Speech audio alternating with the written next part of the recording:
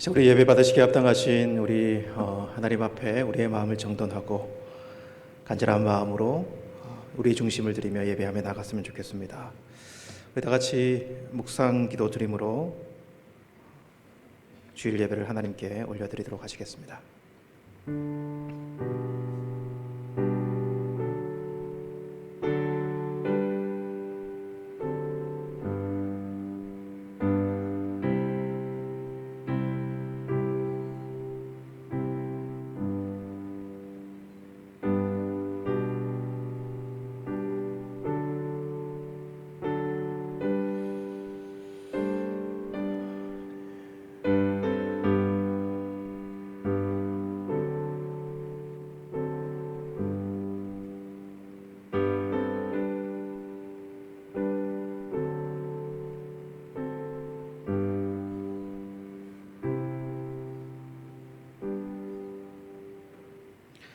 사랑하는 자들아, 우리가 서로 사랑하자. 사랑은 하나님께 속한 것이니 사랑하는 자마다 하나님께로부터 나서 하나님을 알고 사랑하지 아니하는 자는 하나님을 알지 못하나니 이는 하나님은 사랑이심이라. 살아계신 하나님 감사합니다. 하나님께서 그리스도 안에서 우리를 자녀로 부르시고 하나님을 예배할 수 있는 영광스러운 자리로 우리를 인도해 주심을 감사합니다. 예배하지 않으면 살아갈 수 없는 존재, 하나님 없이는 온전히 붙들어 설 수 없는 존재임을 고백하며 이 예배 자리에 섭니다. 왕으로 임재하여 주시고 모든 영광을 받아 주옵소서. 예수님의 이름으로 기도드리옵나이다. 아멘. 찬송가 84장 온 세상이 캄캄하여서 찬송드리겠습니다.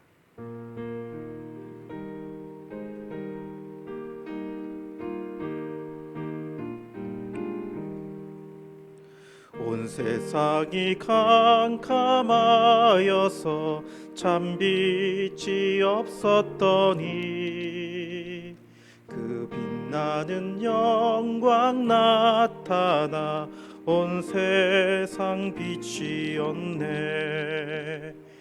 영광 영광의 주, 영광 영광의 주, 밝은 그 빛 내게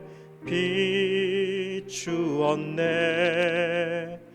영광 영광의 주, 영광 영광의 주, 이 세상의 빛은 오직 주 예수님. 주 말씀을 믿는 사람은 그 마음이 시원하고 주 명령을 준행하는 자 그 길이 환하겠네. 영광 영광의 주, 영광 영광의 주, 밝은 그 빛 내게 비추었네. 영광 영광의 주, 영광 영광의 주, 이 세상의 빛은 오직 주 예수님. 죄 가운데 사는 사람은 그 눈이 어두워도 그 죄악을 씻는 날에는 그 눈이 밝아지네. 영광 영광의 주, 영광 영광의 주, 밝은 그 빛 내게 비추었네. 영광 영광의 주, 영광 영광의 주, 이 세상의 빛은 오직 주 예수님. 아멘. 우리 다 같이 십계명 봉독하도록 하겠습니다. 제1은 너는 나 외에는 다른 신들을 내게 두지 말라. 제2는 너를 위하여 새긴 우상을 만들지 말고 또 위로 하늘에 있는 것이나 아래로 땅에 있는 것이나 땅 아래 물속에 있는 것에 어떤 형상도 만들지 말며 그것들에게 절하지 말며 그것들을 섬기지 말라. 제3은 너는 내 하나님 여호와의 이름을 망령되게 부르지 말라. 제4는 안식일을 기억하여 거룩하게 지키라. 제5는 내 부모를 공경하라. 제6은 살인하지 말라. 제7은 간음하지 말라. 제8은 도둑질하지 말라. 제9는 내 이웃에 대하여 거짓 증거하지 말라. 제10은 내 이웃의 집을 탐내지 말라. 아멘. 사도신경으로 우리 신앙 고백드리겠습니다. 나는 전능하신 아버지 하나님 천지의 창조주를 믿습니다. 나는 그의 유일하신 아들 우리 주 예수 그리스도를 믿습니다. 그는 성령으로 잉태되어 동정녀 마리아에게서 나시고 본디오 빌라도에게 고난을 받아 십자가에 못 박혀 죽으시고 장사된 지 사흘 만에 죽은 자 가운데서 다시 살아나셨으며 하늘에 오르시어 전능하신 아버지 하나님 우편에 앉아 계시다가 거기로부터 살아있는 자와 죽은 자를 심판으로 오십니다. 나는 성령을 믿으며 거룩한 공교회와 성도의 교제와 죄를 용서받는 것과 몸의 부활과 영생을 믿습니다. 아멘. 찬송가 138장 빈들의 마른 풀같이 찬송 후에 김종호 장로님 기도 인도해 주시겠습니다.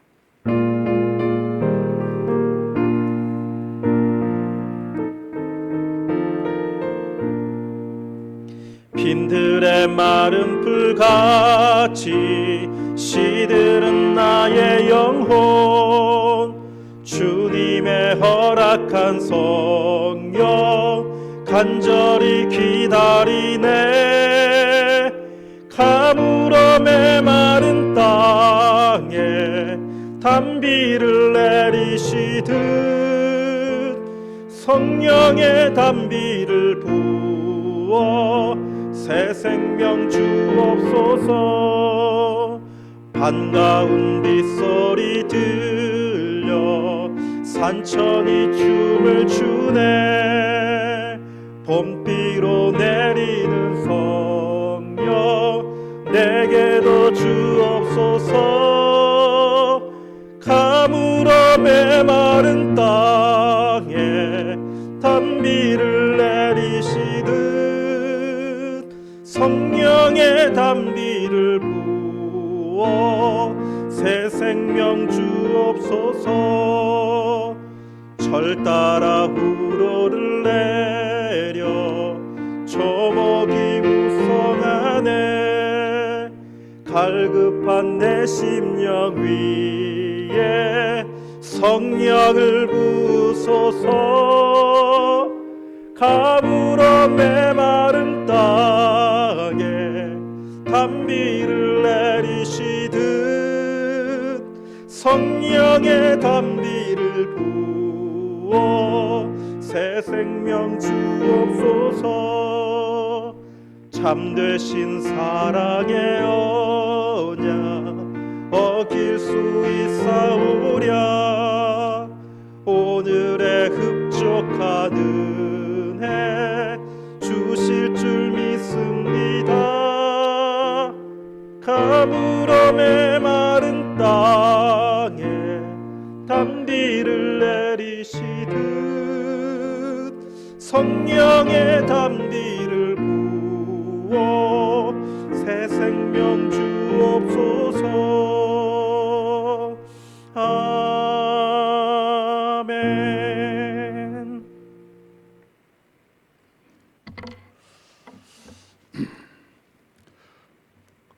거룩하시고 존귀하신 하나님 아버지, 코로나로 어지러운 세상 속에서도 저희들을 지켜주시고 변함없는 사랑과 은총으로 인도해 주심을 진심으로 감사를 드립니다. 저희들 세상에서 고아와 같이 방황하고 있을 우리를 자녀 삼아 주시고 예배의 자리에 불러주시어 우리의 기도를 들어주시니 감사합니다. 주님, 지난 한 주를 보내는 동안 하나님의 뜻을 온전히 따르지 못한 모습이 우리에게 있었습니까? 이 시간 회개하오니 용서해 주시기를 원합니다. 죄를 따라 살지 않고 겸손한 마음으로 하나님을 사랑하는 마음으로 살게 해 주시고, 교만한 마음으로 살지 않고 겸손한 마음으로 다른 사람들을 돌아보며 살기를 원합니다. 우리는 참으로 연약하오니 하나님의 뜻을 따라 살 수 있는 힘을 허락하여 주시옵소서. 사랑의 하나님, 우리 성도들의 가정 가운데 질병과 갈등과 재정 등으로 심각한 어려움을 겪고 있는 가정들이 있습니까? 이 가정들을 불쌍히 여겨 주시고 사랑으로 그 가정들을 품어주시기를 원합니다. 이 가정에 찾아가 주시어 위로해 주시며 믿음으로 이 모든 어려움을 이겨내게 해 주시옵소서. 우리 교회를 위해서 기도합니다. 하나님의 뜻이 계시어 이곳에 우리 교회를 세워주시고 하나님이 기뻐하시는 공동체로 모이게 해주심에 감사를 드립니다. 우리 교회가 하나님 보시기에 좋은 것은 무엇이고 하나님 보시기에 부족한 것은 무엇입니까? 좋은 점은 칭찬해 주시고 부족한 것은 주님의 능력으로 온전하게 해주시기를 원합니다. 그래서 우리 교회를 하나님의 뜻을 이루는 교회, 하나님의 기쁨이 되는 교회, 서로가 사랑하는 교회가 되게 해 주시옵소서. 하나님, 이 땅의 교회들을 힘을 잃은 것 같이 보이지만 예수님께서 이미 승리하신 것처럼 모든 교회가 믿음에 굳게 서고 하나님 주신 사명 잘 감당하도록 힘을 더해 주시옵소서. 사랑해 주님, 이 시간에서 열방을 향해 헌신하고 있는 모든 선교사님들을 위해 기도합니다. 그들의 헌신을 통해 땅끝까지 주의 복음이 온전히 전파되게 하옵시며 또한 영육의 강건함으로 붙들어 주시어 복음의 사명을 잘 감당케 하옵소서. 오늘도 말씀을 전하실 우리 목사님께 주님의 권세와 능력을 주시옵소서. 이 시간 성령의 뜨거운 말씀이 소외받고 버림받고 춥고 어두운 구석구석에 새로운 희망과 소망이 되게 하옵소서. 우리 주님의 따뜻한 사랑이 온 누리에 전달되게 해 주시옵소서. 오늘 이 자리에 모인 우리 교회 공동체는 올 한 해를 잘 마무리하고 준비하면서 겸손과 순종과 말씀과 화합으로 하나가 되어 큰 뜻을 이뤄내게 해 주시옵소서. 우리에게 약속하신 천국, 그 목적지까지 한 사람도 낙오되고 좌절되고 원망하고 후회치 않도록 다 들어가는 우리 교회의 공동체가 되게 하옵소서. 하나님께서 약속하신 땅, 젖과 꿀이 흐르는 땅, 그 가나안을 기업으로 받는 우리 교회 성도님들 모두가 되게 해 주시옵소서. 오늘 예배도 주님을 사모하는 간절한 마음으로 드리는 복된 예배가 되길 원하며 예배의 시종을 주님께 맡기며 거룩하신 예수님의 이름으로 감사하며 기도하옵나이다. 아멘.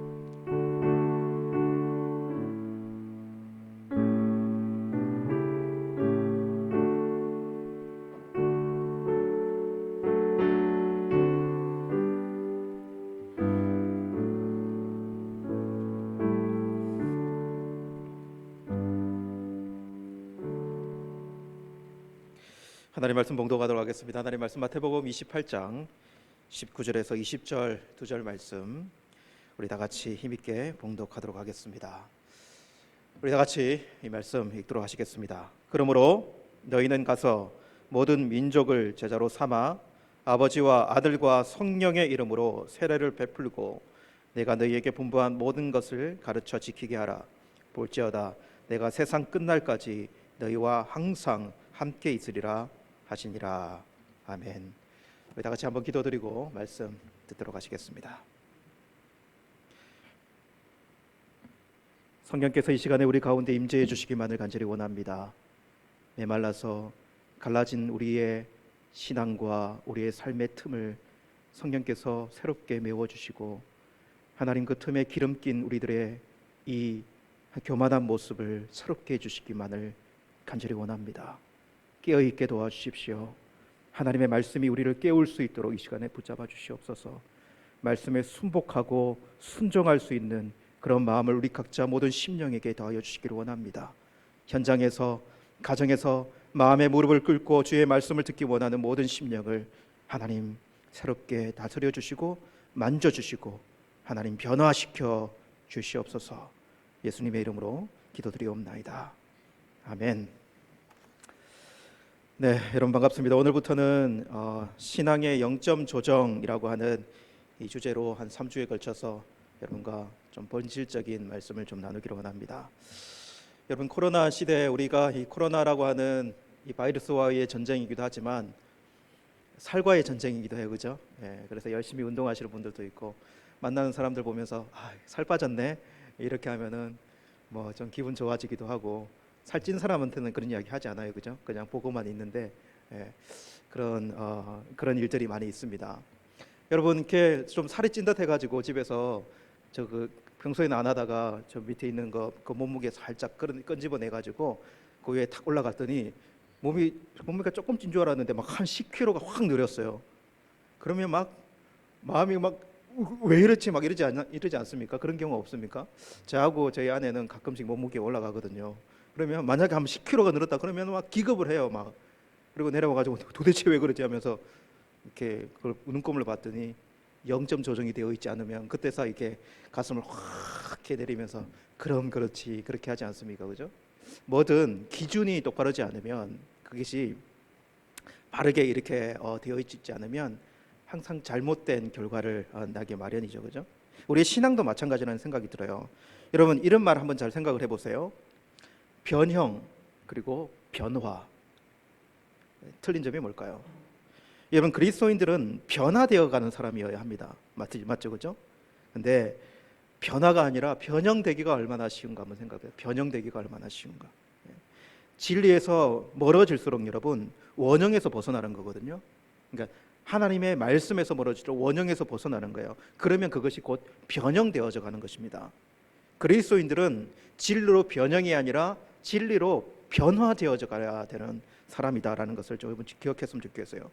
그러니까 영점 조정이라고 하는 것은 우리가 진리에 서 있는가, 진리에 맞는가, 우리의 삶이 그게 부합되게 그것을 바라보며 그것을 붙들고 살아가는가, 이것이 변화의 삶으로 이끌어갈 수 있도록 우리를 돌아볼 수 있어야 된다는 생각이 듭니다. 오늘은 그 첫 번째 주제로 제자를 볼 거예요. 제자. 제자라고 하는 이 말씀의 주제, 제자의 삶이 뭔지 생각해 보기를 원합니다. 제자 하면 진짜 부담스러운 말 아닙니까? 솔직하게 이야기하면 옆에 사람 한번 마스크 쓰고 있지만 한번 눈으로 한번 이야기해 보세요. 제자입니까? 이렇게 한번 질문해 보세요. 부담스럽지 않습니까? 막 제자입니까? 막 누구든지 자기 십자가를 짓고 나를 따르지 않는 자도 능히 내 제자가 되지 못하리라. 십자가 지고 있습니까?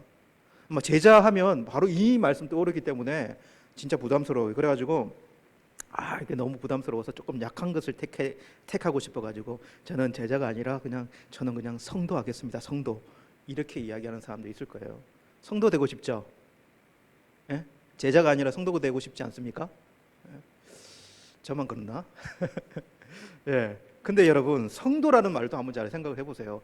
훨씬 더 부담스러운 말이에요, 여러분. 성도가요. 성도는 거룩할 성에다 그 길도자 아닙니까? 거룩한 길을, 전적인 삶을 다 들여서 거룩한 길을 걸어가는 사람이 성도 아닙니까? 그러니까 이것은 원어적으로는 구별된 무리라는 뜻이거든요. 구별된 무리, 구별된 자로 세상을 살아가는 거예요. 그러니까 사실은요, 제자나 성도나 크게 다른 의미가 아니라는 거예요. 오히려 성도의 조금 더 구체적인 표현이 제자이다, 이런 생각을 우리는 가져야 돼요. 그렇게 여러분, 저는 먼저 이렇게 여러분과 말씀을 나누고 싶습니다. 성도는 여러분 제자여야 한다는 거예요. 성도는 제자여야 한다. 성도는 제자라고 하는 이 인식을 버려서는 안 된다 라고 하는 것을 먼저 말씀드리고 싶어요. 이것을 조금 더 정확하게 표현하면 성도는 제자로 부름을 받아가지고 제자가 되어가는 사람이어야 한다, 이렇게 말씀드리고 싶어요. 이것을 정확하게 좀 기억했으면 좋겠어요. 여러분, 기독교의 특이점이기도 한데요, 예수님 당시의 유대교와 기독교, 그러니까 예수님의 기독교의 차이점 중에 스승과 제자의 사이도 좀 차이점이 있어요. 여러분, 유대교는 스승을 찾아가는 종교입니다. 스승을 찾아가는 종교예요. 그러니까는 바울이 가말리엘 문화생이다라고 할 때는 그의 스승이 가말리엘 아주 위대한 랍비거든요. 지금도 아주 칭송받는 위대한 랍비인데, 이 가말리엘 문화상이다라고 한다면, 가말레일이 막 바울을, 사울이었죠. 사울을 찾아와가지고, 야, 너는 내 문화상이 되어줘. 너는 적합해. 그렇게 제자가 되지 않는다는 거예요. 훌륭한 선생이 있으면 그 선생을 제자들이 찾아가서 내가 선생님의 제자가 되고 싶다, 저를 거둬주고, 이렇게 이야기를 한다는 거예요. 예. 근데 기독교는 그렇지 않아요. 우리는 그렇지 않다는 것이에요. 기독교는 예수님의 부름을 받는 종교예요. 그래서 제자가 된다. 요한복음 15장 16절의 말씀에 보면, 너희가 나를 택한 것이 아니요 내가 너희를 택하여 세웠나니, 이렇게 말씀하죠. 너희가 나를 택한 게 아니야, 내가 너희를 택하여 세웠다. 그러니까 우리는, 예수님을 믿는 우리들은요, 예수님이 우리에게 찾아오셔서 우리가 제자가 되는 거예요. 그래서 예수님 필요해서 우리가 예수님을 선택한 것이 아니고, 예수님 필요해서 우리가 그분을 따르는 것이 아니라는 거예요. 만약에 우리가 그렇게 신앙의 길을 들었었다면, 여러분, 교회에 붙어 있는 게 신기한 일이에요. 교회에 붙어 있는 게 신기한 일이라고요. 예. 여러분, 교회만큼 구속받는 곳이 어디 있습니까? 예. 지켜야 될 것도 많지. 그리고 막 좋은 사람들만 모여 있나. 참 얼마나 그런 일이 많아요. 물론 위로가 되고 은혜가 되면은 붙어 있겠죠. 근데 항상 위로가 되고 은혜가 됩니까? 교회 생활이라는 게요. 예. 목사의 설교도 별로고, 점점 들어보니까. 예. 거기다가 막 봉사까지 해야 된다지. 구속이 막 되지. 예. 신앙생활에 점점 힘이 들어가는데 힘이 빨려. 예. 막 집에 가면 더 피곤해. 예. 그러면 내가 선택해서 왔다면 다른지 충분히 선택할 수 있어요. 다른 것으로요. 예. 다른 선생을 선택하게 갈 수도 있다고요. 예. 그럼 가겠죠, 그죠? 이게 솔직한 마음 아니겠습니까? 내가 선택했다면요. 근데 예수님의 제자 되는 것은 나의 의지에 앞서 있는 것이 있다는 거예요. 그것은 예수님의 부르심이라고 하는 것입니다. 이것은 좀 다른 의미가 되어지는 거예요. 그래서 여러분, 잘 알아야 하는 것은 무엇이냐면, 기독교는 제자로 부름받는 것이다. 제자로 부름받는 것이 먼저다. 저와 여러분이 예수님의 제자로 부름받았다라고 하는 거예요. 그리고 부름받은 우리가 제자가 또한 되어간다라고 하는 것. 이 두 가지를 꼭 기억했으면 좋겠다. 아주 분명하게, 아주 이거는 생각해야 된다. 예수님의 제자를 한번 보면, 여러분 베드로를 한번 알잖아요, 그죠? 베드로는 어부였고, 당시에 배가 있는 사람은요 좀 잘 사는 사람이에요. 그러니까 베드로도 배가 있었고 그물도 있었고 고기 잡는 사람이었잖아요. 그러니까는 그 갈릴리 지역에서 좀 잘 사는 사람이었다고요. 그래서 베드로는 베세다 출신이거든요. 베세다는 아주 촌동네예요. 당시에는 촌동네 출신인데, 어디에서 나와서 사냐면, 출세를 했다는 게 어디 표가 나냐면 가브나움에, 아주 큰 도시에 나와서 살거든요. 예, 가브나움에서 뱃사람이 됐으니까, 저 베세다 출신이 가브나움 뱃사람이 됐으니까 잘 사는 사람이에요. 예. 좀 어떻게 보면 다른 사람 보기에 약간 성공한 사람일 수 있어요. 우리는 뭐 아이고 어부였으니까 이렇게 이야기하지만, 당시로 들어가 보면 그렇지가 않다는 거예요. 예. 그래서 그런 베드로가 예수님의 제자가 되는데, 여러분 어떻게 베드로가 예수님의 제자가 되는가라는 거예요. 아, 이게 맨날 고기나 잡고 이게 막 지겨워 죽겠네. 그냥 예수님의 제자나 한번 돼볼까? 이렇게 하고 예수님 찾아갔느냐라고 하는 거예요. 아니면 처음부터 막 틀리는 소문에 막 예수님이 막 훌륭한 선생님이야, 막 엄청난 랍비야, 막 이런 이야기 들어가지고 예수님 앞에, 예수님이 부르지도 않았는데 막 무릎을 딸 꿇고 저를 거둬 주십시오. 베드로가 그렇게 제자가 되느냐는 거예요. 예수님의 제자들이 그렇게 부름을 받는가? 다 각자 취향이, 모습이 틀리고 하는 일들이 틀리고 상황이 틀리지만, 그렇게 부름받은 제자가 있느냐라고 하는 거예요. 모두 예수님이 찾아가시지 않습니까? 그리고 나를 따르라라고 예수님이 그들을 부른다는 것이 아닙니까? 제자는 그렇게 시작이 되는 것이에요. 제자는 그렇게 시작이 되는 거예요.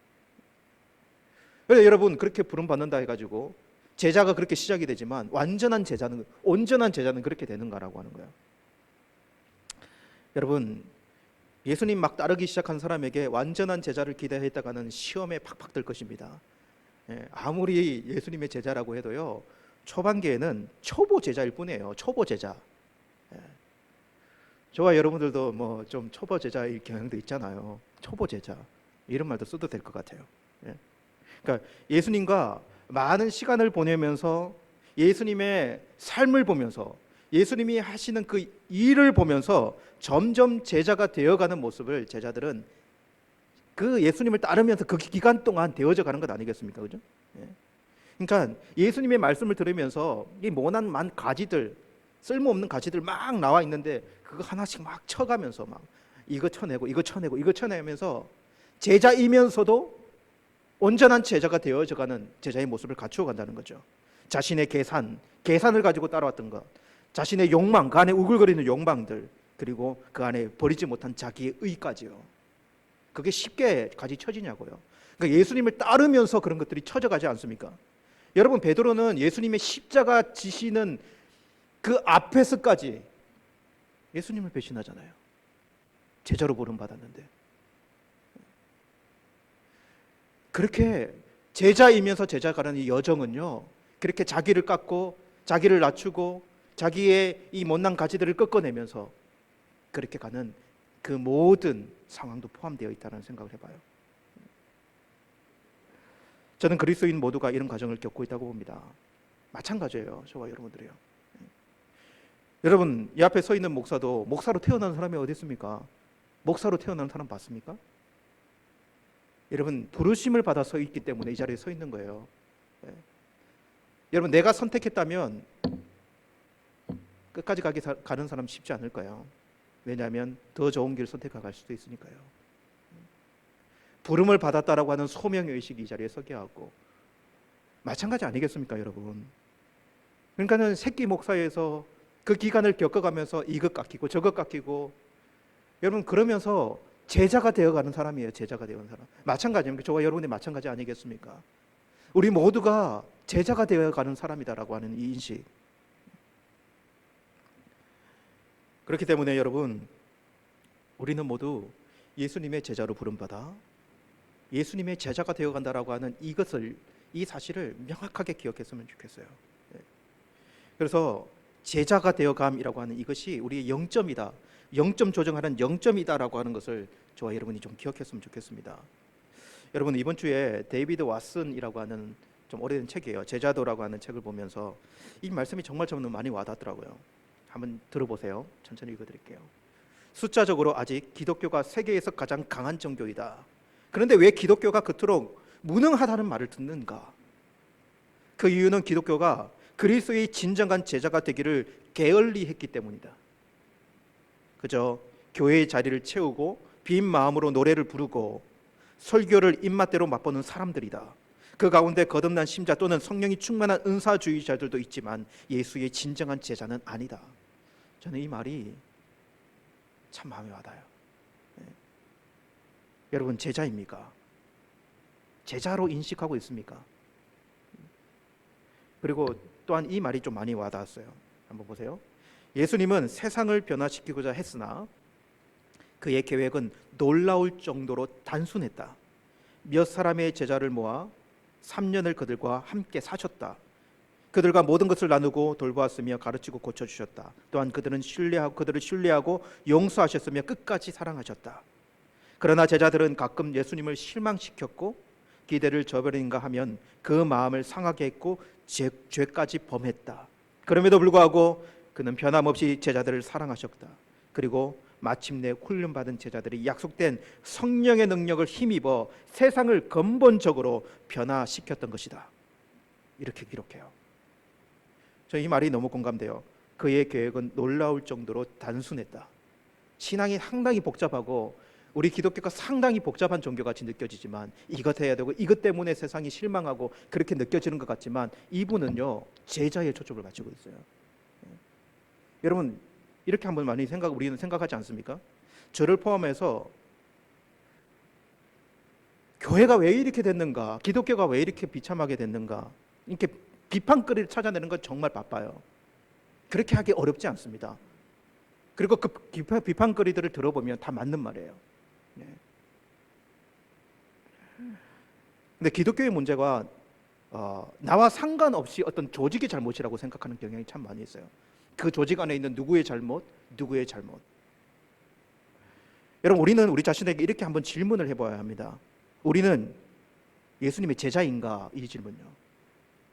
그런 말 하기 이전에요. 혹시 우리가 그냥 천국의 회원 아니면 교회의 회원 정도는 아닌가?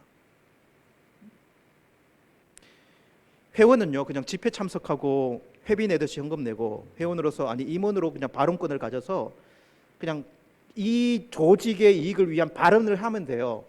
내가 어떤 거 상관없이 그런 권리를 가졌다고 생각하면서. 그러나 여러분, 제자는 그렇지 않아요.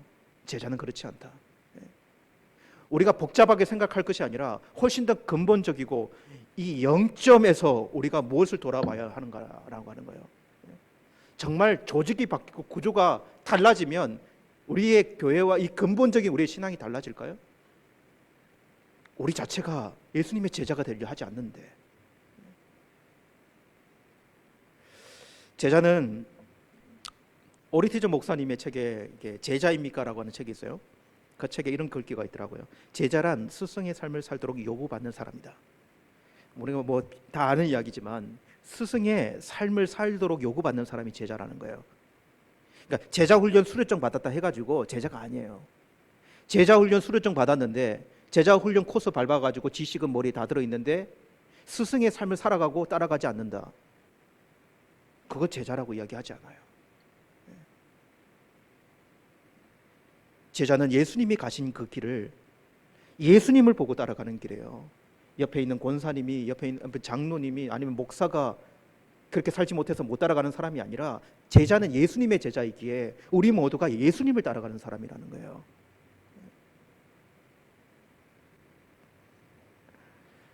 여러분, 제자인가? 제자로 부름받아 제자가 되어가는 사람인가? 여기서 명확하게 저와 여러분이 했으면 좋겠어요. 제자다. 나는 예수의 제자다. 이것이 명확한 저와 여러분의 영점 조정이 됐으면 좋겠어요. 여러분, 그리고 이어서 우리가 제자라고 한다면요, 또한 분명히 기억해야 되는 한 가지 사실은 제자에게는 아주 단순하면서 명확한 사명이 있다라고 하는 거예요. 이것은 제자라면 모두가 가져야 되는 사명이다라고 하는 것. 그것이 오늘 말씀 이것입니다. 그러므로 너희는, 여기서 너희는 제자예요. 너희는 가서 모든 민족을 제자로 삼아 아버지와 아들과 성령의 이름으로 세례를 베풀고 내가 너희에게 분부한 모든 것을 가르쳐 지키게 하라. 볼지어다 내가 세상 끝날까지 너희와 항상 함께 있으리라 하시니라. 우리가 정말 잘 알고 있는 예수님의 지상 명령, 중요한 지상 명령이라고 잘 알고 있어요. 다 암송하고 있고. 여러분, 이 말씀에서 가장 중요한 단어, 마지막에 모든 것을 다 하나씩 걷어내도 마지막 남아야 하는 단어가 뭔지 아십니까? 그것은 제자로 삼아라고 하는 이 단어예요. 이것이 딱 명령형으로 딱 기록되어 있어요. 나머지는 이 명령을 수식하는 다 분사들이에요. 그러니까 이 말은 뭐냐면 너희가 모든 민족으로 제자를 삼아라, 이 이야기하고 싶은 거예요. 너희는 제자들이에요. 너희가 내 제자가 되었으니 너희는 가서 제자로 삼아라, 이 이야기거든요. 그리고 여기에 붙는 말들이 뭐 가서 세례를 주고 가르쳐 지키게 하여 제자로 삼아라, 이 이야기인 거예요. 그렇게 우리는 제자라고 하는 인식과 함께 아주 단순하면서 아주 명확한 제자의 사명 한 가지를 더 기억해야 합니다. 그것은 제자라면 제자 삼는 일을 행하고 있어야 한다. 저희 요즘 고민 중에 고민의 키워드, 특히 연말이 되면 하는 키워드인데 소비품인가 생산품인가.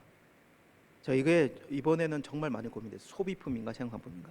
이 무슨 말이냐면 예수님에 의해 생산된 우리들이 왜 소모품처럼 느껴지지? 소비품처럼 느껴지지? 여러분 어떻습니까?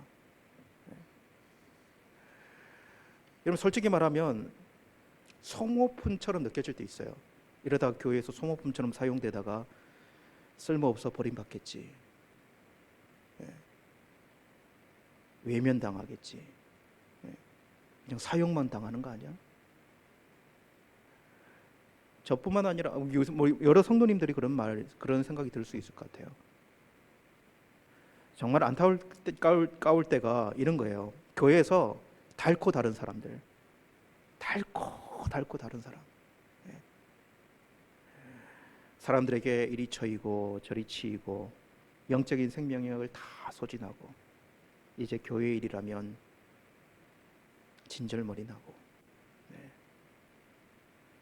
저는 그런 성도님들 볼 때마다 진짜 이해가 돼요. 네. 정말 이해가 됩니다. 그리고 그런 말도 쓰는데요, 제가 좀 쉬세요. 정말 진심이에요. 좀 쉬세요. 이렇게 말하고 싶어요. 좀 쉬세요. 그렇게 하면 아무도 도움이 안 돼요. 좀 쉬세요. 네. 자기에게도 도움이 안 되고 영혼은 느껴지는 거거든요. 섬김도 느껴지는 건데 진심이 없으면 쉬어야 하는 것도 맞다는 생각이 들거든요. 근데 아무리 생각해도 그건 답이 아니야.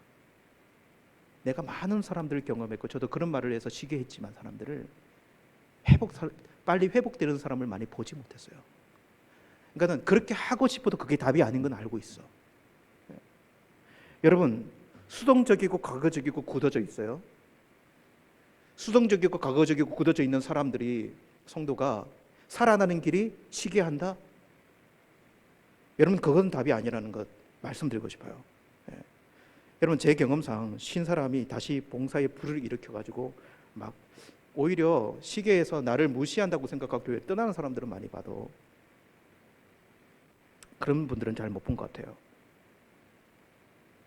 쉬거나 멈추거나 후퇴하는 것은 해결 방법이 아니라 이렇게 말씀드리고 싶어요. 다른 출발을 해야 된다. 다른 출발을 해야 된다. 예. 창조적이고 생산적인 일을 해야 회복이 된다.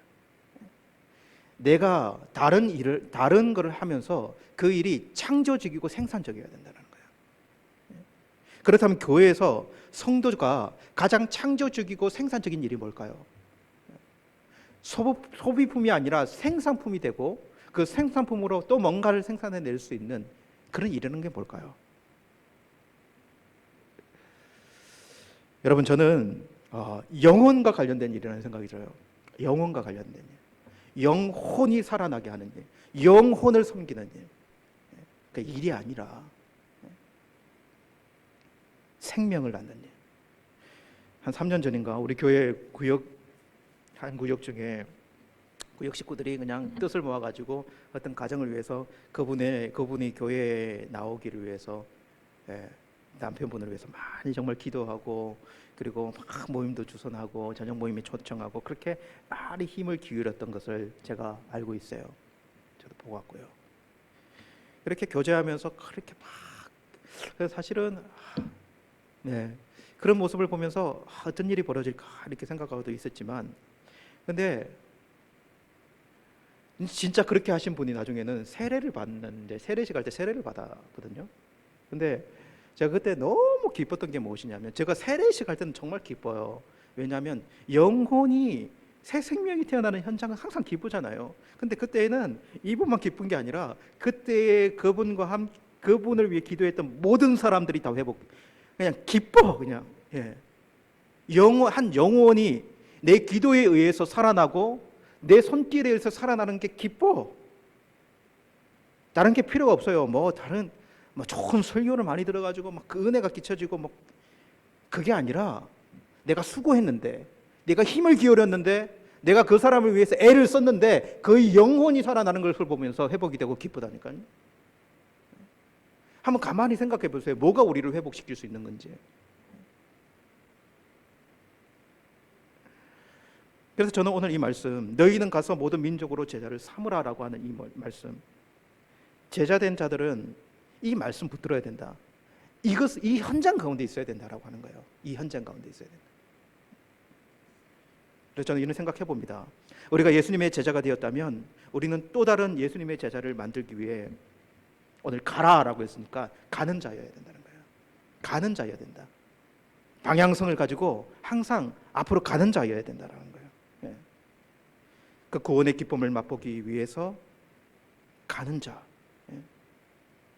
여기에 살아남과 생명력, 내가 신앙인으로 영혼을 가진 존재로 존재하는 의미가 확 살아납니다. 여러분 기독교는 한번 보세요. 퇴보하거나 후퇴하는 종교는 절대 아니었어요. 원래 한번 보세요. 우리의 신앙, 이 복음을 가진 교회와 기독교는요, 퇴보하거나 후퇴하지 않아야 합니다. 그럴 수 없는 종교예요. 역사는 많은 핍박을 통해서 복음의 제동을 걸고 그리고 멈추려고 했지만, 끊어내려 했지만, 그러나 하나님 나라의 복음은 예수의 제자된 자들을 통해서 얼마나 전진하고 달려왔는가, 나갔는가를 생각해 보세요. 그 시대의 제자들의 수고, 헌신, 그리고 순교자들까지 가는 종교였다는 거예요. 멈추고 후퇴하는 종교가 아니라 가는 종교였어요. 여러분, 자신이 처해진 자리에서 예수님의 제자로 부름받아 수고를 다할 때 큰 역사들이 일어났고 하나님의 복음 사역이 전진되었다. 한 영혼을 가슴에 품고 그 영혼을 제자 삼기 위해 가는 길에서, 그래서 미국에서 캐나다에서 우리나라 이 먼 땅까지 와서 배 타고 와가지고 우리나라에 복음을 전하는 그 사람들은 가는 자였지 않습니까? 예? 복음을 들고 가는 자였고, 그리고 그렇게 각성되어지고 그렇게 예수님을 믿고 가슴이 뜨거웠던 우리 시대의 청년들은요, 캠퍼스로 다 들어가서, 선교단체가 캠퍼스 들어가서 복음을 전하고 복음을 나타내기 위해서, 여러분 제가 선교한국에 참여했을 때 선교사로 헌신해라 하는데 그 젊은이들이 얼마나 많이 일어나는지 몰라요. 가슴에 불을 가지고. 그리고 그렇게 가슴에 불을 가지고 선교사로 헌신한 사람들이 그렇게 흩어졌어요. 여러분, 가는 종교고 우리는 이 복음을 들고 제자를 삼기 위해 나아가는 종교였는데 언제부터 멈췄는가, 언제부터 후퇴하는가, 한번 생각을 해보세요. 여러분, 가야 되는 거예요. 어디 자리에 뭐 때문에 멈춰 있는 가를 잘 생각해보고, 내가 갈 곳이 없어서 멈춰 있다면 내가 품어야 될 영혼을 한번 생각을 해보시고 그 한 영혼을 위해서 가는 자여야 한다 생각해보게 돼요. 그리고 가서 오늘 말씀, 아버지와 아들과 성령의 이름으로 세례를 베풀고, 가서 어떻게 하냐면 세례를 베풀어라. 이 말은요, 세례는 생명을 낳는 일 아닙니까? 거듭나는 거, 생명을 낳는 일 아닙니까? 그러니까 생명을 낳는 현장, 그 현장을 경험하게 하는 거예요.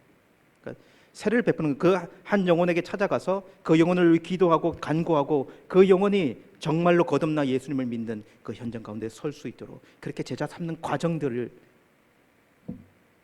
시간이 오래 걸리더라도 이 과정을 우리는 경험해야 된다라고 하는 거야. 그래서 생명의 현장, 이 세례 받는 현장은요, 언제나 기쁨과 환희가 있어요. 그렇지 않습니까? 여러분, 우리나라의 2020년 출산율이요 0.92명이라고 해요. 0.92명. 네. 그러니까는 OECD 국가 중에 뭐 최저치라고 하더라고요. 최고도 많이 하고 우리는 최저도 많이 해요, 그죠? 네. 여러분, 한국 기독교의 신앙의 출산율은 얼마 정도 될까요? 한번 생각을 해봤어요. 한국 교회 신앙 출산율 어느 정도 될까요?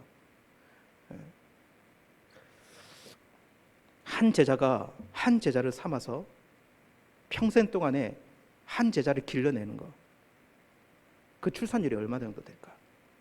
우리 사명이라고 하는데 이 사명을 감당하는 사람이 얼마 정도 될까? 바울은 이런 용어를 써요. 고린도전서 4장 15절에 그리스도 예수 안에서 복음으로 내가 너희를 낳았음이라, 이런 표현을 쓰고, 낳았다 이런 표현을 쓰거든요. 이 낳았다는 의미는 내가 제자로 삼고 세례를 주고 그를 키워내, 그러니까 낳아서 키워내는 의미가 다 들어가 있지 않습니까? 그러니까 아버지처럼 한 자식을 낳아가지고 여러 명의 막 내가 막 100명 전도해서 50명 이게 아니라 한 영혼을 딱 택해가지고, 그리고 그를 아비된 마음으로 낳아가지고 그가 새 생명을 얻는 현장을 보고, 여러분 이 마음이 우리 가운데 있었으면 좋겠어요. 얼마나 이게 가슴 뛰는 일이어야 하는가 한번 생각을 해보세요. 얼마나 가슴 뛰는 일이어야 하는가. 그리고 그렇게 나왔다면 그를 돌보는 거, 이유식을 먹이고 그리고 조금 더 단단한 것을 먹이면서 그가 정말 시간은 오래 걸릴 수 있어요. 오래 걸릴 수 있어요. 그가 자라도록 그를 먹이고 그걸 키워내는 한 한 영혼을요.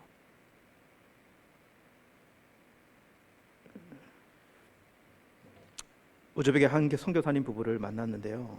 초창기에 와서 만나서 너무 큰 도전이 되었어요. 부부 중에 한 여자 선교사님은 27년 전에 처녀로 들어오셨더라고요. 처녀로 들어오셔가지고 시골 선교지에서 자신을 헌신했는데, 그렇게 이제 사역하다가 한 아이 이야기를 하시더라고요. 자기가 왔을 때 그 아이가 초등학교 2학년 나이였다는 거예요. 초등 2학년 나이였는데, 근데 그 아이가 이제 고려인이고, 그 아이가 와가지고 주일학교 이제 가르칠 때 거기서 말씀 듣고 이렇게 했겠죠, 그죠? 예. 그래서 그 선교사님 그 아이를 이제 주일학교 때 가르치고, 그래 중학생이 되고 고등학생이 되고 그렇게 시간이 막 흘러갔어요. 나중에는 그 가운데 이제 진짜로 예수님을 영접하게 되고, 그리고 그렇게 영접하는 모습을 보면서 계속 가르치면서 그 아이를 케어했던 거죠. 양육시켰던 거죠. 물론 이 여자 처녀로 온 선교사님도 그 사이에 결혼을 해서 남편까지 이곳에 데리고 와서 그 부부가 이제 같이 사역을 하고. 근데 그 아이 초등학교 2학년 되는 그 아이가 그렇게 한 선교사님을 만나서 그 밑에서 자라서 이제 점점 어른이 되어가면서 제자가 되어져 가는 거예요. 나중에는 그 아이가 신학교를 가게 되고 와야탄 사역자가 되었어요. 그리고 함께 동력하는 동력자가 되었습니다. 그 여자분 한 분이 처녀 때 와가지고 쏟았던 그 열정과 사랑, 여러분 한번 생각을 해보세요. 네. 작년이었죠. 그 이제 양용원에서 이제 설립 20주년이 되어서 저희도 가서 그분들과 교제를 했는데요. 그분들을 배웠을 때 그분이 이런 이야기를 하더라고요. 20주년이 되었으니까 그 사이에 그 기간 동안 얼마나 많이 수고했어요. 얼마나 많은 사람들이 장례를 치르고 하는 일이 그냥 관 짜고 장례 치르고 염하고 이런 일이었는데, 그분이 뭐라고 이야기했냐면 이런 많은 일을 해서 너무 수고했다 이렇게 이야기하니까 이런 이야기를 하더라고요. 자기가 한 일은 그냥 한 명의 제자를 세운 것밖에 없다고. 한 명의 제자를 세운 거. 그 2학년의 꼬마 아이가 지금은 저하고 동갑이거든요. 동갑내기가 되어서 한 제자로 자라서 이제는 그 제자로서 제자로 삼는, 그래서 한 교회의 담임 목사가 되고, 그리고 한 단체를 마냥 운영하는 아주 멋진 하나님의 제자가 되어 있는 그 모습. 시간이 얼마나 많이 걸렸어요. 시간이 많이 걸리지만 그 모든 사이에 그 영혼을 위해서 기도하고 헌신하고 케어하고 양육하고 돌보면서, 여러분 비록 한 명이라도 얼마나 그게 하나님 앞에 아름다운 모습일까요? 그 영혼이 그의 열매가 아니겠습니까? 여러분 저는 신앙의 중추신경 중에 하나는 우리가 제자 되는 것과 제자로서 그냥 머물러 있는 자가 아니라, 멈춰 있는 자가 아니라 제자로 제자 삼는 사람이 일이다라고 이야기하고 싶어요.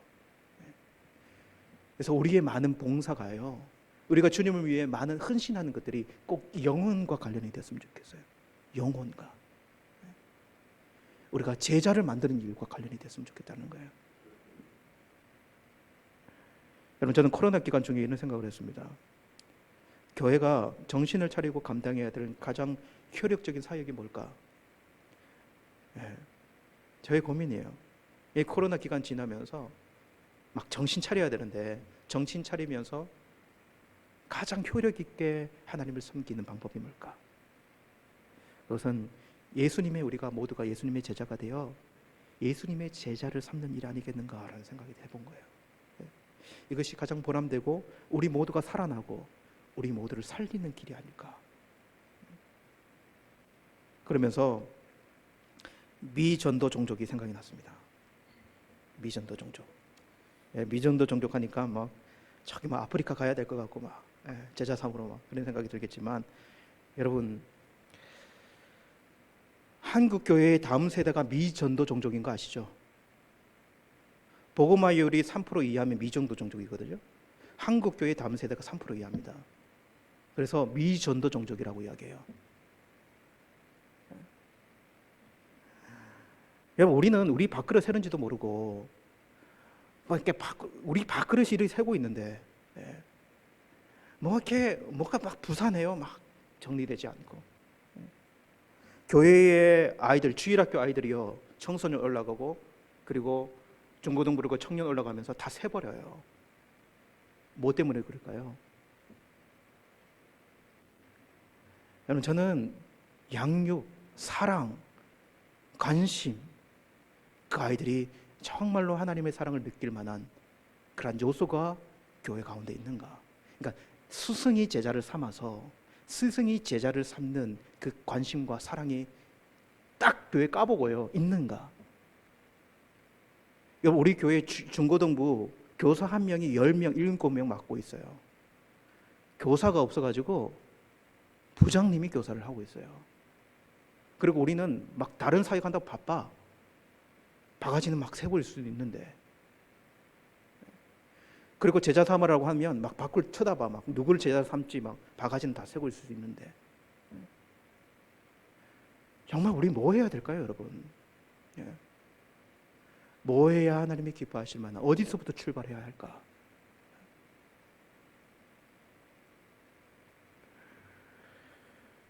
우리는 정말 그랬으면 좋겠어요. 교회가 아이들도 많고 교사들도 많았으면 좋겠어요. 그 주일학교 예배 드리는 현장에요, 교사들도 바글바글 했으면 좋겠어요. 여러분, 제자로 한번 여러분도 객관적으로 한번 잘 생각을 해보세요. 제자가, 내가요 한 10명 데리고 제자 훈련하면은 지식 전달은 될 수 있어요. 공부시키면 되니까요. 근데 그 10명을 진짜 제자로 삼는다? 저는 못합니다.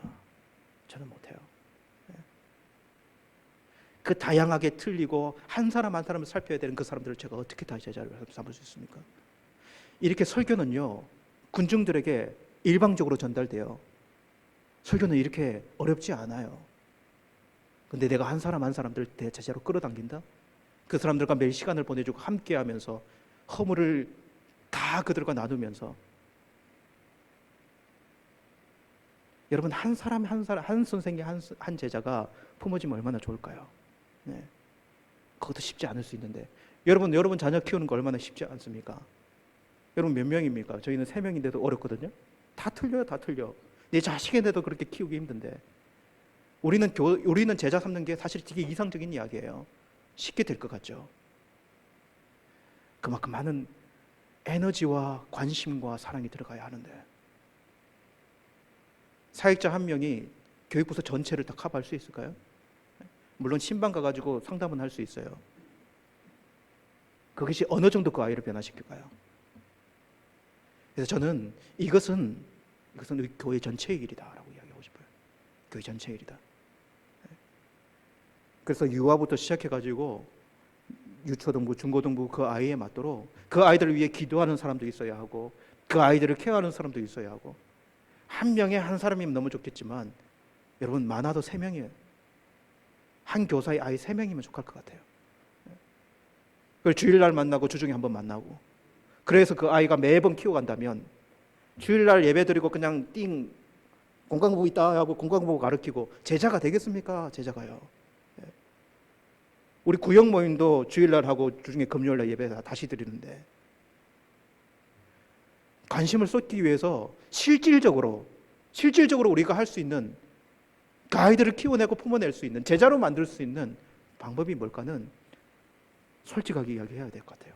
이게 저희 솔직한 심정이에요. 그래서 여러분, 교사하십시오. 그래서 내년에 성가대는 안식년이에요. 성가대는 안식년이고 모두 교사로 들어갔으면 좋겠어요. 나이가 많아가지고 제가 어떻게 교사하겠습니까? 지식이 없어서 가서 기도해주는 교사들, 기도해주는 교사. 안 그러면 정말 밥이라도 사주는 교사가 되세요. 아이들에게는 지식이 중요하긴 해요. 그 지식보다 더 중요한 것은 사랑이에요. 관심인 거예요.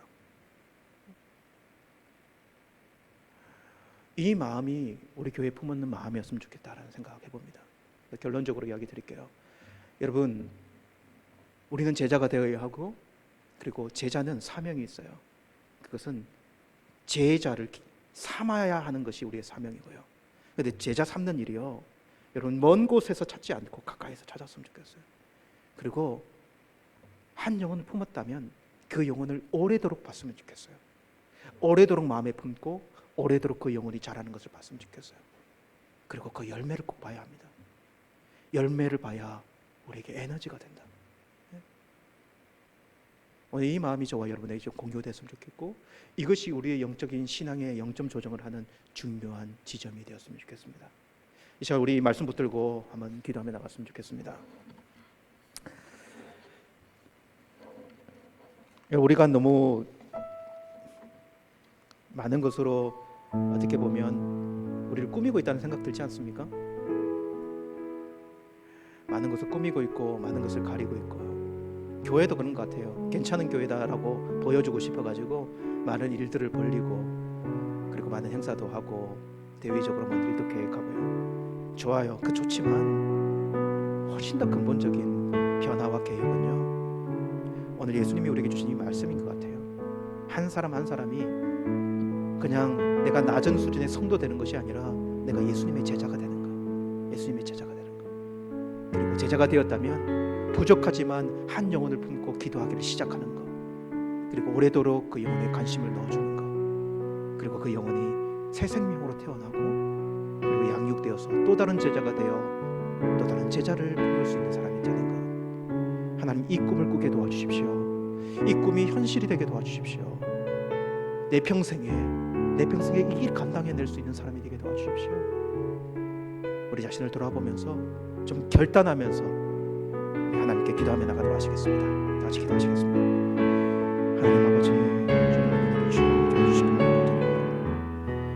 아버지, 은혜를 주시옵소서. 주님, 은혜를 베풀어 주시옵소서.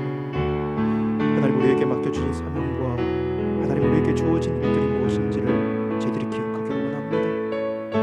하나님 아버지, 우리가 예수님의 진정한 제자로 따라가기를 원치 않았고, 이 길에 들었음에도 불구하고 주님 우리를 인도했음에도 불구하고 여전히 하나님 우리의 욕망과 하나님 우리의 계산과 우리의 의를 내세우며 하나님 아버지 살아왔던 우리의 모습들, 하나님 아버지 부자 청년처럼 하나님 아버지 그 모든 것을 버리고 따르라 말씀하셨을 때 주저하고 있는 우리의 모습들을 고백합니다. 하나님 아버지, 주님 우리를 새롭게 해주시기를 원합니다. 그 어떤 영화를 보려고 이 땅을 사는 자들이 아니라 하나님을 기쁘시게 하는 우리 주님의 제자로 이 땅에 서서 우리에게 주어진 한 영혼이라도 품고 그 영혼을 제자로 삼아 그 영혼을 하나님께 올려드릴 수 있는 심령들이 될 수 있도록 인도해 주옵소서. 이 땅에 우리를 두시고 이 땅까지 우리를 인도하신 이유가 거기에 있다는 사실 또한 우리가 간과하지 않게 도와주시며, 이 교회를 섬기며 이 교회 가운데 하나님 우리를 두신 이유도 하나님 그 이유가 있음을 저희들이 기억하게 도와주십시오. 우리에게 주신 많은 영혼들과 하나님 우리에게 주신 자녀들을 주가 우리가 어떻게 여기고 있는지, 이름조차 모르는 그 묻혀진 영혼들 부끄럽게 여기며 품을 수 있는 우리들이 되게 도와주시옵소서. 기도하게 도와주시옵소서. 그 영혼이 잘 자랄 수 있도록 주님의 사랑으로, 교회의 관심으로 하나님 교회의 양분을 먹으며 그렇게 잘 자라나는 하나님의 자녀가 될 수 있도록 주여 우리가 애를 쓰고 힘을 쓸 수 있도록 인도해 주시옵소서. 방치하지 않도록 주님 우리를 도와주시고 주님 붙잡아 주시기만 간절히 원합니다. 주여 하늘 내려 주옵소서.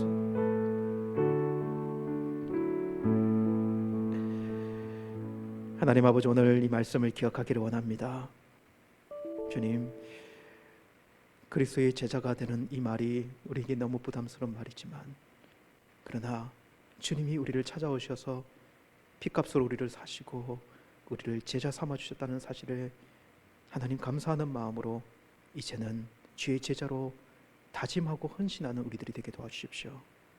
그리고 제자가 되었다면 제자로 살아날 수 있는 길이 다시 회복되고 그 생명력을 얻을 수 있는 길은 또 다른 제자를 삼아 그 영혼을 위해 기도하고 그 영혼이 새 생명을 얻는 것을 보고 그 영혼이 하나님의 또 다른 제자가 되는 것을 보는 것이라는 사실을 잊지 않도록 하는 우리 모두를 붙잡아 주십시오. 다시 우리의 신앙의 원점에서, 영점에서 다시 시작하여 바른 신앙을 꾸려나가는 우리 모두가 되도록 도와주옵소서. 예수님의 이름으로 기도드리옵나이다. 아멘. 네, 이 시간에 우리 교회 소식 알려드리도록 하겠습니다. 2021년도 우리 교육부서 교사들을 좀 모집하고 있는데요. 여러분들이 2021년도 우리 교사들의 많이 헌신하고 그리고 함께 해주셨으면 좋겠어요. 교육 본당만 부쩍부쩍 하지 말고 저 교육부서 교육관이 막 북적북적 되도록 그냥 교사 할까 말까를 고민하지 마시고 어떤 부서의 교사를 할까를 고민하는 저와 여러분이 되었으면 좋겠습니다. 그래서 많이 헌신하셔서 내년에는 기도하는 교사라도 그리고 옆에서 도와주는 교사라고 하더라도 모두 그렇게 우리 아이들을 돌볼 수 있는 우리 모두가 됐으면 좋겠습니다. 그리고 2021년도 서리 집사 서약서를 받고 있습니다. 저 뒤에 보면 서약서가 있는데요. 온라인으로 예배 드리시는 분은 교회 와서 받아가시면 될 것 같아요. 그래서 여러분 일꾼이라고 한다면 서약이 필요해요. 일꾼이라고 이야기하면서 아무 일도 하지 않는 사람은 여러분 그것은 우리 양심이 허락하지 않지 않습니까? 그래서 이 서약서는 자기가 써야 됩니다. 자기가 써서 내가 서리 집사로 한 해 헌신하겠다라고 하는 마음을 가지고 근데 여러분 멈추거나 후퇴하지 마세요. 그것이 여러분을 살아나는 길이 아니에요. 오늘 말씀드렸던 것처럼 서리 집사가 되어서 교회 일을 감당하는 저와 여러분이 되었으면 좋겠습니다. 여전도의 김치 봉사를 지난주에도 해서 아직 가져가지 않은 분들은 가져가고 있고요. 그리고 다음 주에도 계속 하게 될 텐데 김치가 마련되면 가져가실 분들은 가져가고 그리고 또 가져다 줘야 될 분들은 가져다 주는 그런 일들이 있기를 원합니다. 사회부에서 코로나 고통받는 분들 섬기고 있습니다. 여러분들 기억하고 그렇게 진행해 주셨으면 좋겠습니다. 이 시간에 우리 드려진 예물 위해 기도하고 축도함으로 예배를 마치겠습니다. 하나님 감사합니다. 우리는 하나님께 의존된 자들입니다. 주님 모든 것이 하나님께로부터 왔고 하나님께로 간다는 사실 잊지 않고 살아가게 도와주십시오. 우리에게 주어진 예물이 주인이 우리가 아니라 하나님이심을 다시 한번 고백하면서 예물 드립니다. 모든 예물 드림의 손길 가운데 주님 은혜를 베풀어 주시고 하나님 예물 위에 하나님 주시는 은혜와 복 큰 신앙의 능력이 있도록 주여 도우시고 함께하여 주옵소서. 그의 가정들과 그가 하는 모든 생업과 사업 위에 축복하시고 하나님의 간섭하심을 보도록 도와주옵소서. 지금은 우리 주 예수 그리스도의 은혜와 하나님 아버지의 크신 사랑하심과 성령 하나님의 교통하심이 제자의 삶, 제자를 삼는 삶 살아가기 원하는 모든 하나님의 자녀들 가운데 지금부터 영원토록 함께 있을지어다. 아멘.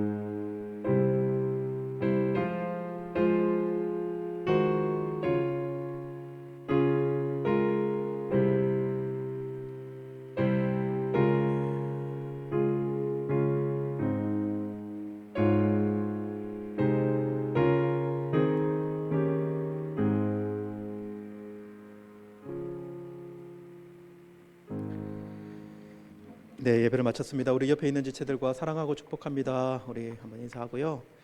어떤 분은 이렇게 인사라고 했더니 그 자리에서 텔레그램으로 남편에게 사랑합니다, 축복합니다 이렇게 보냈다는 분 있더라고요. 멀리 떨어져 있으니까 문자도 보내시고 그렇게 하셔서 그렇게 무난하도록 할게요. 예배를 마치겠습니다.